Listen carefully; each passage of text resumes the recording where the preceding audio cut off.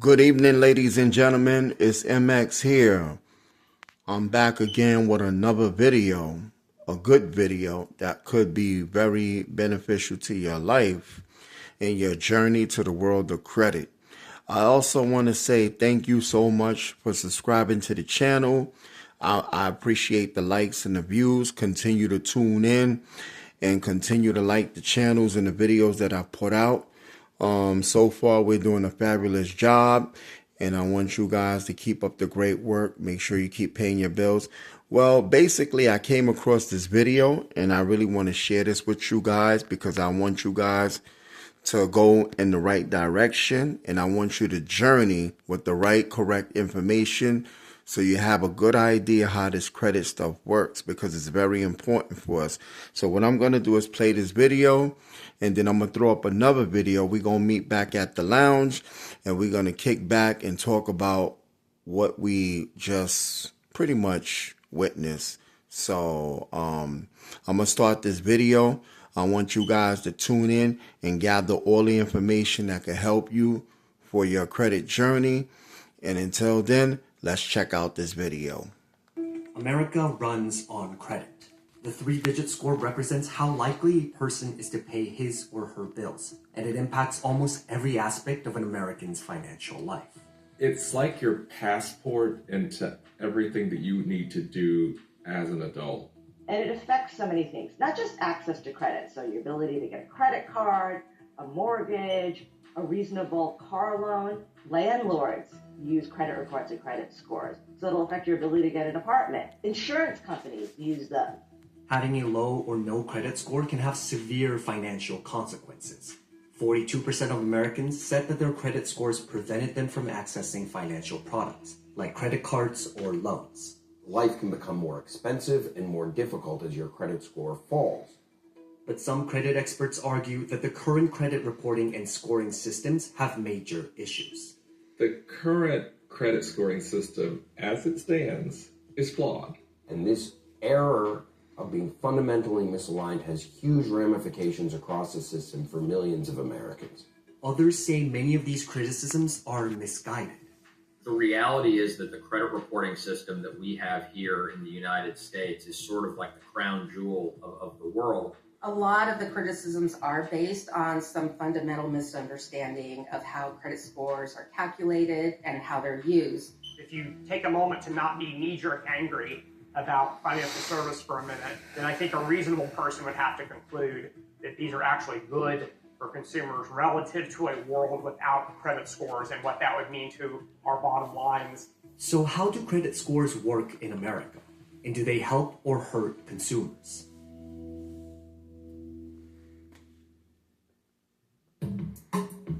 A credit score usually refers to a number between 300 and 850, which represents the holder's financial stability and credit worthiness. The higher the number, the better a consumer looks to potential lenders.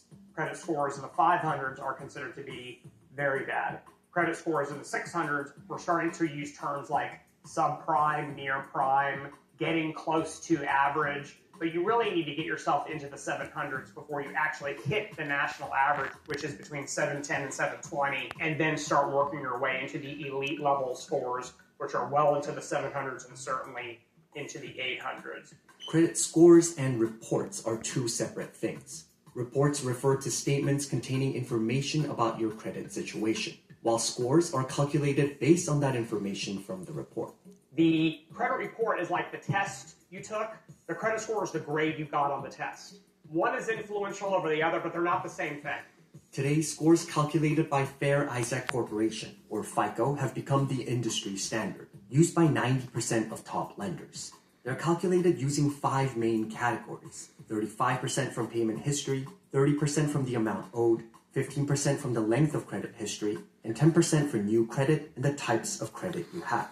It's based on an analytic algorithm, so we look at actual data patterns to say what helps us predict whether you're going to pay credit in the future.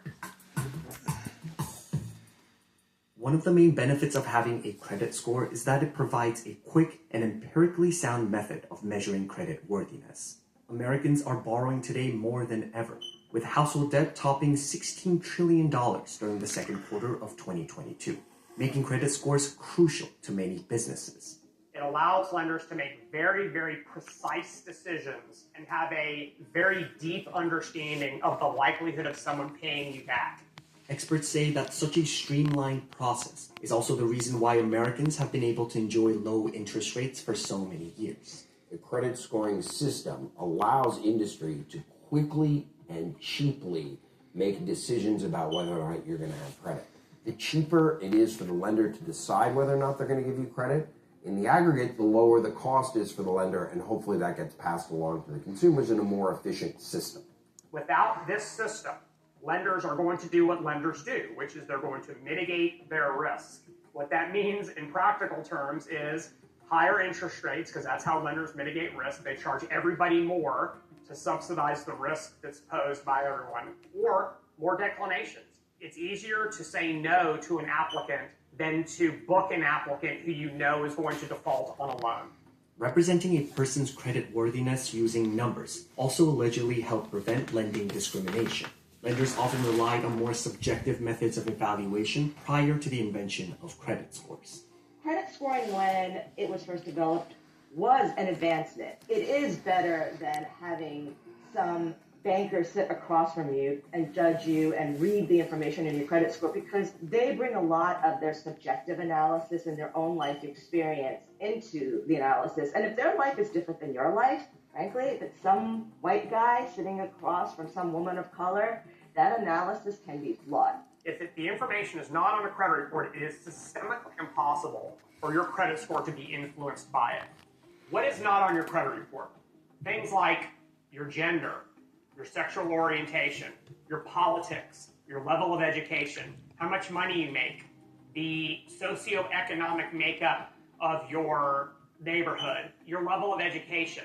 So we're able to assess credit risk looking only at the past behavior that is on the credit report, and only to the extent that it predicts future credit risk.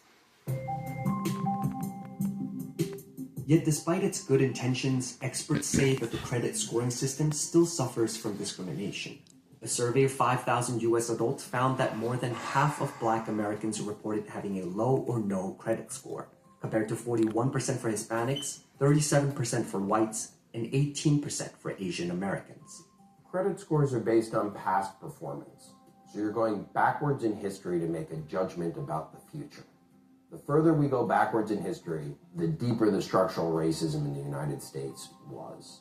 Intentional racism that happened decades ago gets baked into the cake, into the system, into the institutions and policies of our society.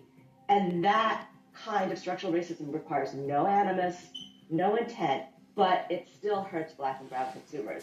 If your parent put your name on a bill because they had bad credit and then they were delinquent, you can turn 18 and inherit derogatory information on your credit report through nothing that you did. If you're a new immigrant in this country, your prior credit history doesn't travel with you.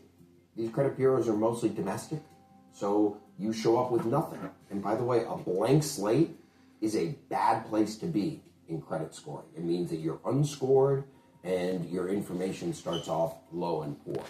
19% of American adults have no credit history or are considered unscorable by existing systems. Sadly, what the scores do is they sort of amplify those inequalities, because they go in, they say, okay, you're already disadvantaged, now you can be doubly disadvantaged, because the score then sort of objectifies that you are somehow not worthy of being given a chance, that you are somehow deserving of much higher fines and fees than everyone else. Errors in credit reports can also often lead to miscalculated scores. A survey in 2021 found that more than a third of those polled found errors in their credit reports. Of more than 700,000 credit or consumer reporting complaints received in 2021, more than half pertain to incorrect information on their report. For me, it was a different person named Aaron Klein who didn't pay their cell phone bill in New Jersey. I also happen to live in New Jersey for graduate school, and this stuck with me for years. 1 in 20 have an error so serious it could cost them either the ability to get credit or a job or an apartment. However, those within the industry argue otherwise. When we look at our data, it is astronomically reliable. So we're constantly auditing and evaluating our data. Our regulators are examining us on a regular, ongoing basis. So they're looking at all of our systems around data integrity, data reliability, how we engage with consumers, et cetera. Under the Fair Credit Reporting Act, credit bureaus are responsible for correcting any inaccurate information on their reports. But research has suggested that many consumers find errors difficult to get fixed. Credit bureaus are like a judge that always rules for the defendant. So if your mortgage servicer says you're late, even though you really were never late, and you have documentation that you were never late, it will still show up as late. Fixing mistakes is expensive and time-consuming for the credit reporting and credit scoring industry. They are not incentivized to have accuracy, particularly if the mistakes are symmetric and even out. Our entire role in the consumer credit ecosystem is to provide reliable, accurate information. If we were unable to do that, nobody would have any interest in engaging with us whatsoever. Our position is that the system only works and we can only succeed if our data is incredibly reliable and accurate, and that means engaging with consumers continually to try to make sure that they're able to effectively managing their credit and that they're able to effectively feel as though they can interface with us about any concerns that they have. Another main concern is the lack of regulation and oversight that can ensure fairness and transparency within the industry. You know, I think the idea that the industry is unregulated is a fiction, and we operate in one of the most highly regulated spaces possible.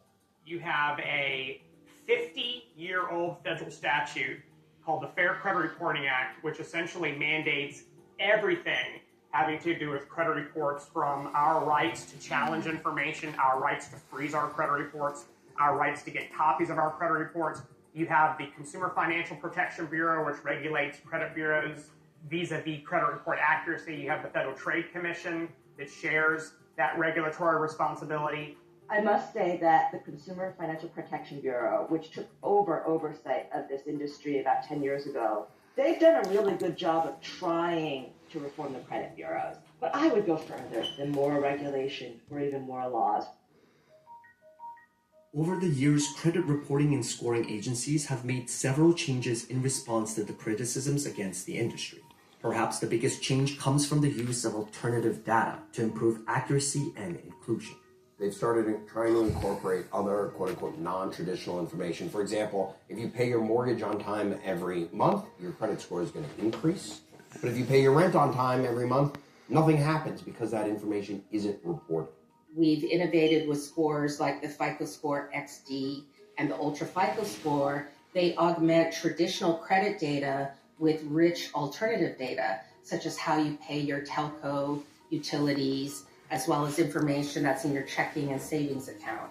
The point of these new scores is to allow consumers to find other ways beside the historical credit to demonstrate their ability to repay credit. More regulatory changes could also be coming. Two bills, the Protecting Your Credit Score Act and the Comprehensive Credit Act, were both passed by the House in 2020, aimed at overhauling the credit scoring system with more oversight and provisions aimed at protecting consumer credit. They have yet to be put on a vote by the Senate. One of the initiatives that we're championing, because we really think the solution to a lot of these concerns around how do you help consumers access financial products is an alternative data piece of legislation called the Credit Access and Inclusion Act, which would really encourage the reporting of rental data, utility data, bring new data into the system that would allow literally millions of Americans to access financial products and services. But ultimately, credit in its current state is dependent on the consumer's financial decisions. I'll tell you the two things that you need to do, and it will be impossible for you not to have a good score. Number one, never, ever miss a payment on anything, ever. That's easy. It's writing a check at the end of the month and paying your minimum payment, right? Number two, you got to stay out of credit card debt. And I'm not saying don't use credit cards. I'm saying don't max out your credit cards. Don't use them as a supplement to your income or to keep up with the Joneses or to impress somebody. Pay your bills on time, stay out of excessive credit card debt, lather, rinse, repeat, and you're going to have fantastic credit scores. how you manage your credit is a sign of responsibility. It's not. A lot of people have negative items on their credit report because they were the victim of bad luck, not because they're bad people. So they got sick, they lost their job, and now they can't pay their bills, and their credit report's going to stop them from getting a new one? That's crazy.